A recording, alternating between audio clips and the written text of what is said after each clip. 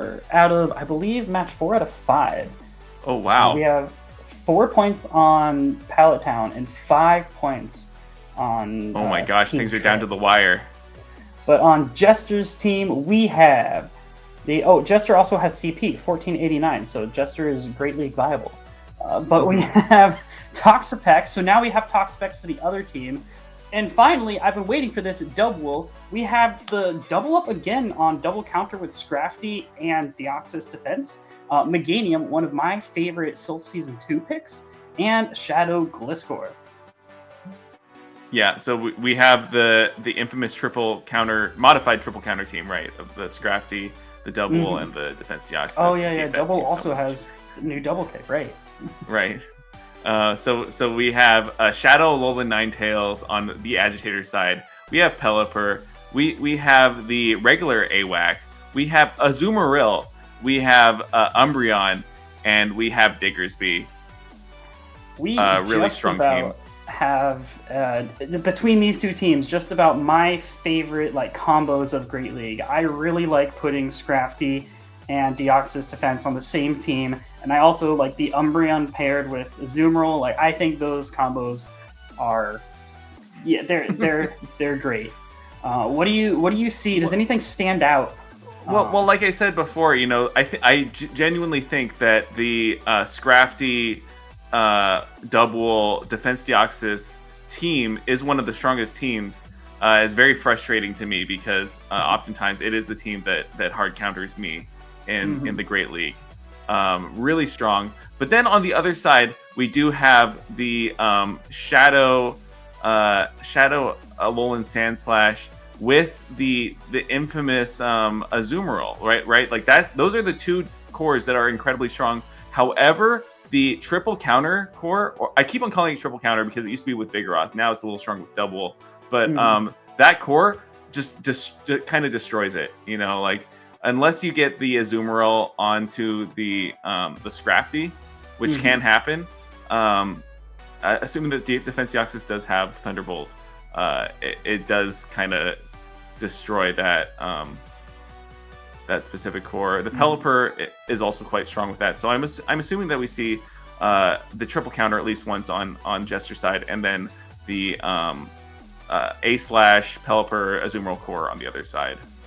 All right, I am down for that. The only thing I want to see at least once is Meganium, just because that was I used to run Meganium and Venusaur together on the same team back in Sylph Season 2. Frenzy Point is broken. But I am ready to see some gameplay here if you are. Yeah. Send it on over. Who plays Umbreon and Azumarill and is proud of it? And Get out of here. Here we immediately have not only the matchup that he wanted, but we also have a really old school pairing of the Azumarill versus the Meganium, except Meganium is Shadow now. But we do see a quick swap out to the Pelipper. Going to have to soak a Frenzy Plant. No, the TheeAgitator throws up the first Protect Shield. Yeah, no, definitely soaked up the first Frenzy Plant, gave up the shield, and then has the energy, but Defense Deoxys is so tanky now. Gives up the first Weather Ball. I guess worried about that Hurricane. There's so much energy on Peli now. Gave up a shield already. That's why you throw the bait, because you can force the other shield or do the Hurricane damage.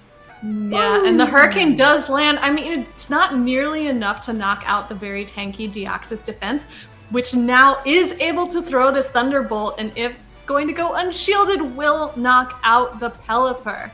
But now you can come in with either one of these Pokemon and get quite a bit of extra energy because the Thunderbolt is not nearly as threatening to the Azumarill as it is to that Peli. No, and that's great for Azumarill. You're like, okay, cool. I can soak up the Thunderbolt, but Pelipper, 113 health. I mean, get it. The Psycho boosts are going to take it out. As the Ice Beam takes out the Defense Deoxys. And now here comes the Meganium giving all the love to Mr. Dr. Pants for saying the craziest things of running Azumarill and Umbreon. But beautiful catch from the TheeAgitator of the Alolan Marowak getting this Frenzy Plant, and it doesn't do nearly enough. But now the Alolan Marowak is met by the other counter user of Scrafty.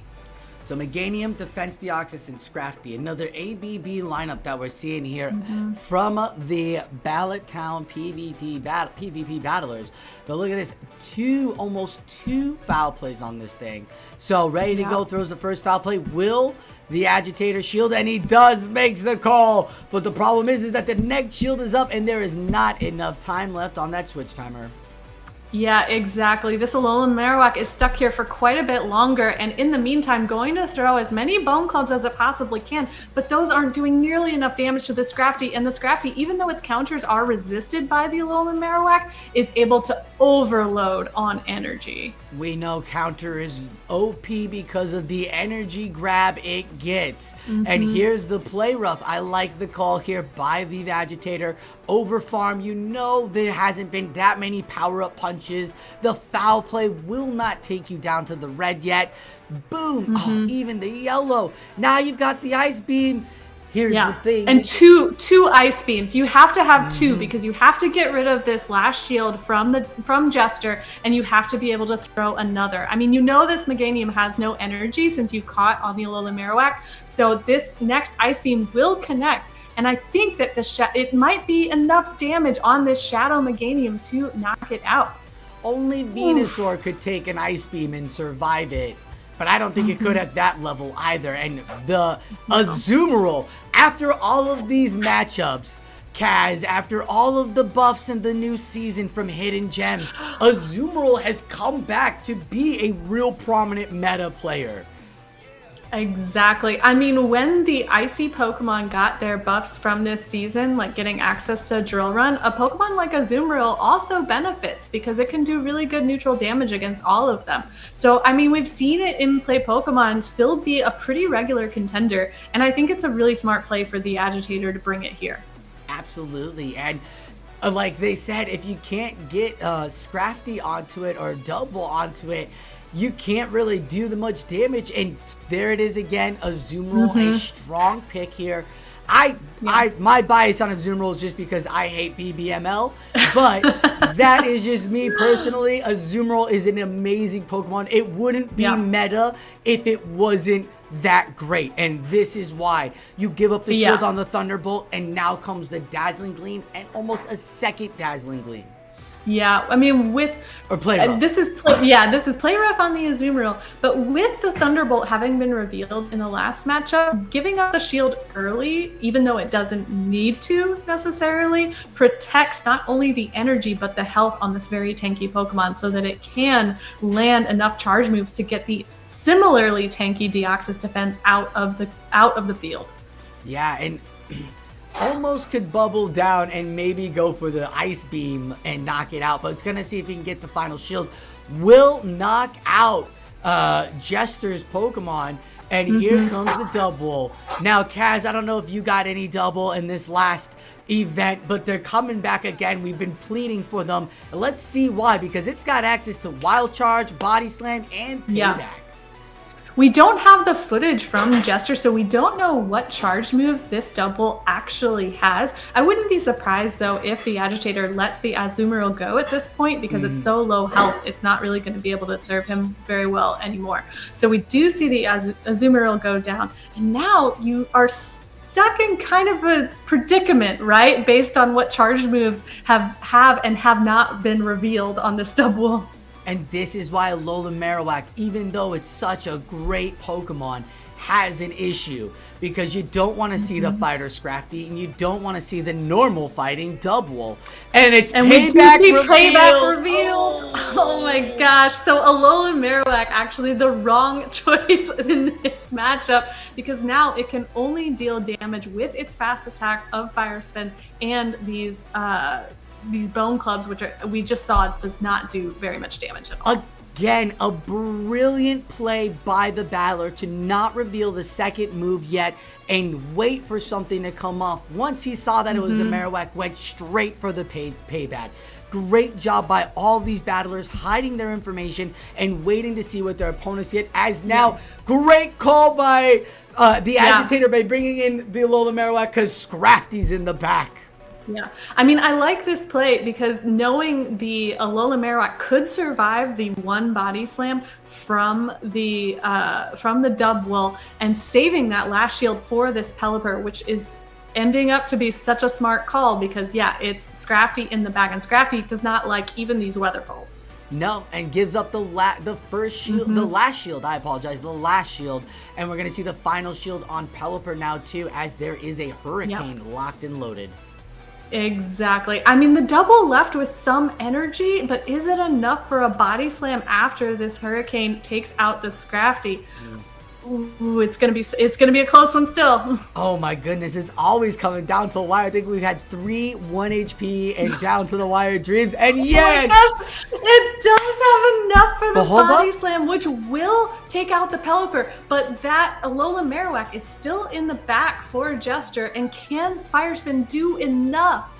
It can! Oh my goodness! Just enough Fire Spin damage to take out the Dub Wool before those double resisted double kicks could come through.